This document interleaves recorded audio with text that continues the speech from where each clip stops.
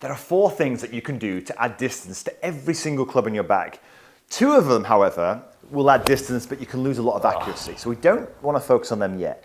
I want to focus on the 2 things that will probably have the greatest impact on how far you hit the golf ball, but more importantly, you won't lose accuracy doing so. In fact, these are the 2 that I gave a recent student of mine, Richard. Came to see me, senior golfer. We added almost 40 yards onto his driver with no extra effort needed. It was super, super simple. I want to share with you step by step how we do this. I do it with every single player because there's not many ways, like I say, to add distance to your game. It's super, super straightforward. I can't wait to share it with you. Before I do though, look, if you're new to the channel, it's one of your first lessons of mine, please consider subscribing. I release videos just like this one every single week to try and help you improve your game. Plus you never have to remember a thing. Everything we do here, I'll put into a free download practice guide in that description box below. So before we work on your distance, the very first thing we need to do is prime your setup. Now, if you're anything like most of the students that come and see me, we can't add distance until we have a great setup, a sound foundation. Now, Richard came to see me, and unfortunately, like a lot of golfers, he was primed like this. He was primed with a setup that got him swinging steeply down on the ball and across. So what we have is the bottom of the swing was too far ahead of the golf ball and his swing circle was coming down and across the line of the golf ball. Whenever that happens, you've pretty much got no chance to max out your distance. To max out your distance, we either want a level strike, so we catch that ball at the bottom of its arc, or even catch the ball slightly on the way up, but we do not want it to be catching excessively down and across.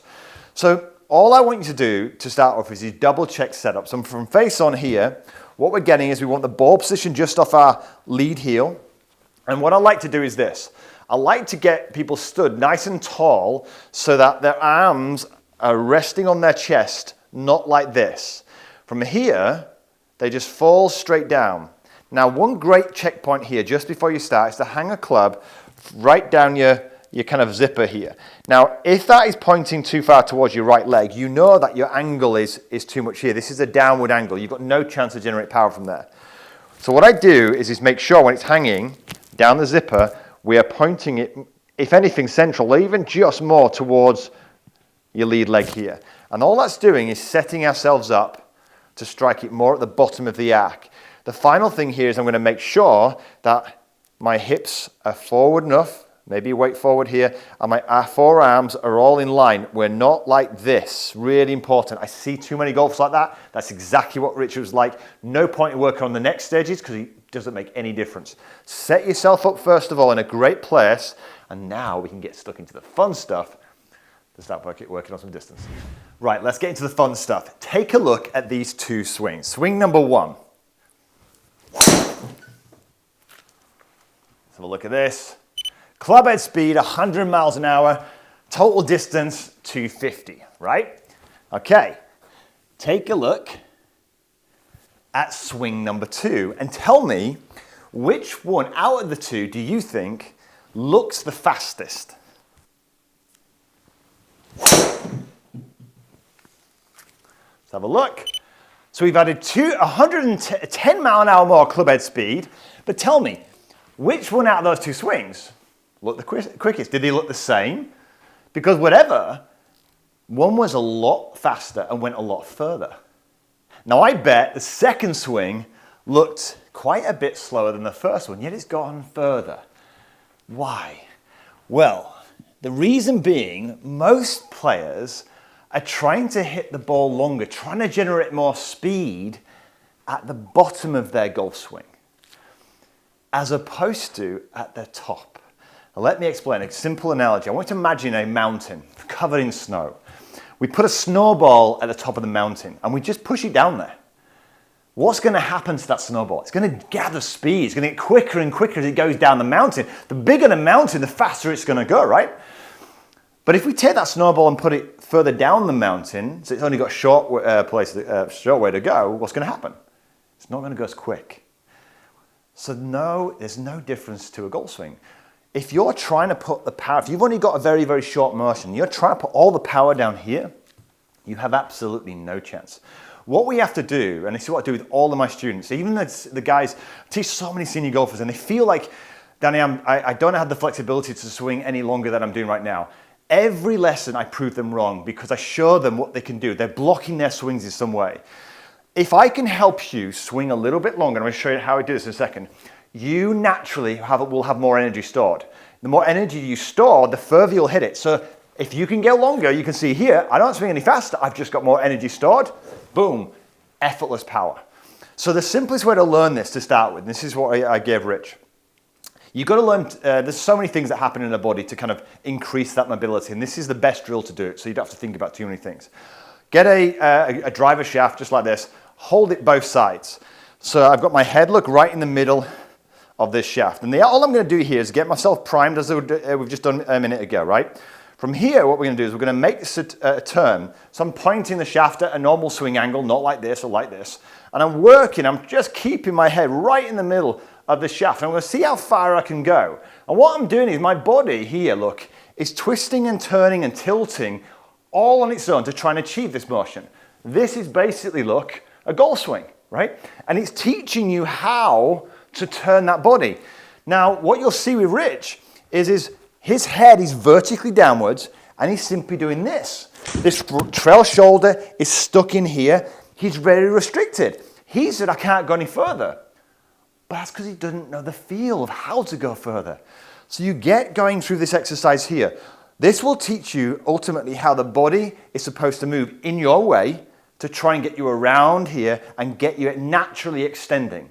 So once you've learned that sensation, this is stage number 1, you get yourself set and we start to move, and all we're trying to do is keep extending the golf swing here. I'm not lifting out my posture or anything like that. I'm turning as far as I can based on what the drill taught me, right? So if I do this correctly, I'm going to probably max out to start with before we move on to step 2 at around about 110 mile an hour club head speed. So let's check that out. So I prime myself up, set up, ball position in place, make sure I've got my circle ready to go so I'm not chopping down on it. There we go, and then from here, look, I'm going to rehearse that motion, really feel I can get in as long as I can. That's those sensations there, and away we go. I'm not going to try and hit it any harder. All I'm going to do is try to swing as long as I possibly can. Came a little bit out the top of the club, but you look at here, look, 110. So I'm going to max out. At that swing and just doing that, I am going to max out 110 mile an hour club head speed. So I'm now going to, once I've done that, and that's what I start with players with. I start with a great setup, and usually in session 1, we work on building or working out a way to create a longer movement. And you'll notice that longer movement, there's tilts in my head. With Rich, this shoulder here, which was getting in the way, I just got him to kind of retract it backwards. This is what he taught him. Look at this. As I come back, my trail shoulders back. It's not like this, which most people are. It's getting out of the way. It's providing space. My head, look, isn't fixed down here. It's tilted slightly, just there, just a little bit. Again, helping me create that longer motion. Not faster motion, just longer. Store more energy, you'll generate more power. Let's move on to step 2. So you've primed your body, you're set up, you've started to learn how to kind of extend the length so you've got more potential for power. What do we do now, or what do I do to get this from 110 to more of a PGA Tour standard at another 5 miles an hour, right? Well, I'm going to add something super, super cool that I got from a world-long drive expert, James Tate. And this anybody can do. I don't care what age you are, anybody can learn this. Now, once you've got an idea of the destination you're going to, which is really important, we've just done that, then what we want to do is again, I said, look, power's created in the backswing, not in the downswing. We need to create some natural momentum to this power. We've got to train the body to naturally move, to generate that speed, unload that power. And one of the things that James gave me was, he said, really, Danny, when you're swinging, you've really got to get loaded into this trail leg. And I said, but a lot of players, Danny, James, when they do that, they call loading it into the trail leg swaying, but it's not. And let me explain. When you set up to a golf ball, I've got a heavy weight here, right? What I'm going to do is I'm going to imagine throwing this weight towards you. And to do that, I'm going to load into this leg. But as I throw it towards you, I'm not going to go with it and sway because I'd lose my balance, right? So what my body does is it counterbalances very naturally the weight that I'm throwing, right? So as I move here and I throw this from this angle, you will see that I am not actually swaying. If anything, I'm actually more stable by trying to, in theory, move more, yeah? Because my body's balancing the heavy weight. Now with a driver, what you've got to do is you've got to be willing to create that. So when I'm here, look, I'm really getting some momentum into this right leg. Almost to a certain degree, it feels like I'm throwing this club back into the backswing. For a lot of people, that's going to feel scary. But I promise you, it produces so many beautiful natural motions that it's strange. But by giving up control, you give your golf swing actual control. Most people who are being too careful and slow, what they end up doing, those are the people that are swaying. Because there's no real force in this club, you just keep going with it back. No force doing anything, you've got nothing to react to, so then you just go through. But when I add a bit of momentum here onto the trail leg, suddenly I can feel that force going this way, so my body is basically, in a sense, cued to react to it. That then puts me in positions, great positions for power, great positions for accuracy, but naturally, all right? So, how do we do it? The first thing, you can just get a heavy bag like this, or just a ball bag, really, or shopping, or just get a feeling of this. But watch what happens to my speed as I start to kind of prime myself here, develop. Now I know my destination, I'm going to get a nice long motion still, but now what I'm going to do is I'm going to load into that trail leg as I'm doing this here. Let's have a look at this in action. So that was certainly more momentum into that side there. And look at that now. 115 is toe standard. We're almost at 115. I don't want to push it too much more after my little off, but that's how we start to gradually add that speed. Now, all I would do from here is when I give this to all the students, is they still want to stay quite restrictive. They're nervous about swaying. But what I do is I just, using the bag, really get them sensing momentum, because the more you do this, the more you get that beautiful momentum on the way back, the more the body will respond in such a brilliant way.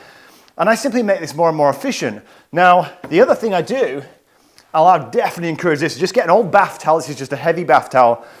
And James gave me this as well. It's just a great warm-up. It really helps me and my students experience what it's all about. However, a lot of my students have seen this and they were doing it wrong slightly, and because even with a bath towel, a lot of people were just doing this. What do you see? Well, that's just a version of not doing step one. So the same principle here, look at this. I still want you here, look, to get this motion back here. So you're still moving and creating length, right? So you get that sensation. Then what you do when you've got the bath towel, you then fire it nice and fast and hard downwards towards the ground. Not what most people are doing, by the way, trying to rotate. Rotation is a killer for golf swings. You see the best players rotating, but they do it naturally. It's their response to them throwing the club down to the ground that pushes the hip open. That is how we get open. So you learn that as a feeling. And then all I do from here is refine it. So I get myself set, I summarize, we get myself in position here, get everything lined up. Now, feel the length. There, I've got the length. From there, now I'm going to, let's add some momentum to that motion. And then, do you know what? You'll see the best players. Get ready. Don't stand still for too long. This then keeps you static. Now we're in trouble. I'm moving, I'm keeping moving. Look at someone like a Ludwig Oberg. Never stops moving. One of the reasons why he's the longest, I reckon. Keeps that dynamism. Should be nice and straight. 115. Flying up there. Everything else, look, has remained really consistent. And once time I get a little bit better, I'll start pushing back to that 120 miles an hour. But 115 for now will do me just nicely. So for yourself, get first step in place. Set up first, set up to win. None of this works without it. Work on increasing the length. So just like that snowball, you've got a longer time to generate energy on the way back. Then produce more energy on the way back in the backswing. Give up control to get it. I promise you. It feels weird, feels scary, but you'll thank me for it. It's so much more accurate.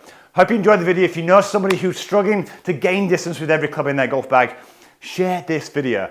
If you'd like to see that lesson with me and James, click this video out right here. And I'll put a free download practice guide in the description box below. If you'd like some help with your game, go to dannymaude.com and I'll personally help you with your game. But until next week, have a wonderful golfing week.